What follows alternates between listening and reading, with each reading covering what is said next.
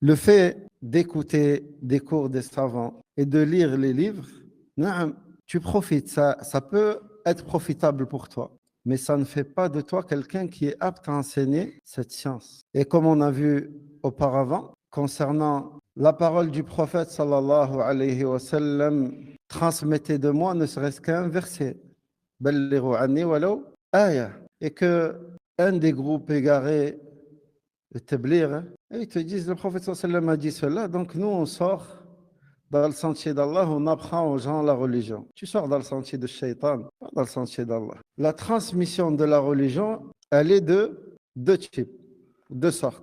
Transmettre le texte tel qu'il est, sans l'expliquer, et ça c'est donné à tout le monde. D'accord? Tu as appris Surat al-Ikhlas, tu la transmets, tu l'apprends à tes enfants, aux enfants de tes voisins, et aux autres, ainsi de suite. Il n'y a aucun mal à cela, à condition de transmettre juste le texte comme il est. Maintenant, si tu transmets le texte, plus, tu as vu Allah quand il dit ça, ben ça veut dire ça. Et tu commences à interpréter les choses. Là, on passe à un autre niveau. Celui-ci, il n'est pas donné à tout le monde. Ce n'est pas tout le monde qui peut faire cela. C'est soit tu as étudié, tu as appris auprès d'un savant et que tu as bien compris le sens. Oui, non, là, transmets.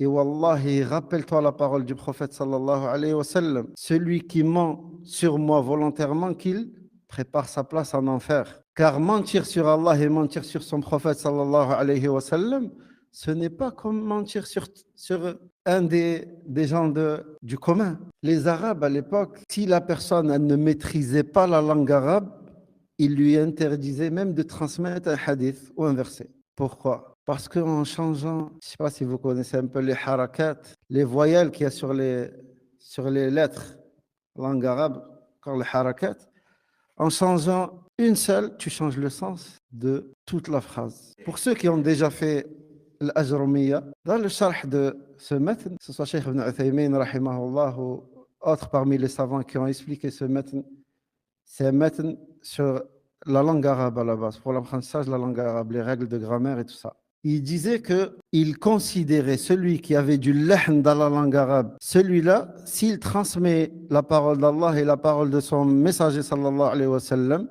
s'il change, pourtant lui il le fait involontairement, une haraka sur une voyelle, ben, il peut rentrer dans la menace du prophète sallallahu alayhi wa sallam, celui qui ment sur moi volontairement. Tu vas me dire, mais il ne le fait pas exprès.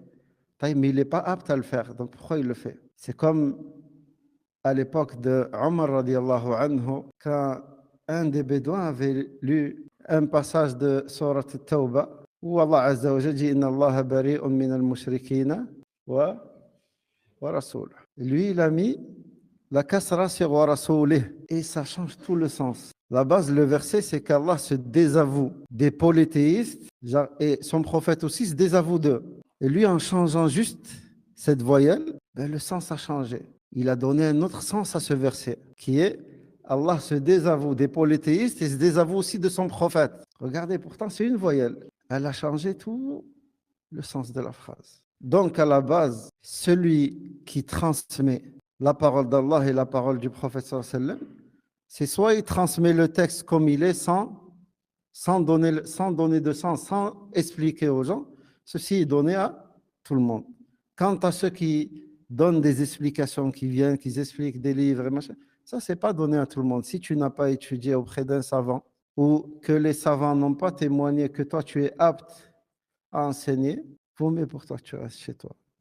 Ou tu viens comme la plupart des gens, tu pries, tu assistes au cours et tu rentres chez toi. Mais ouvrir des canaux, donner des cours, encore pire, faire payer ses cours aux gens. Alors à la base, tu n'es pas apte. Allah al-Musta'an.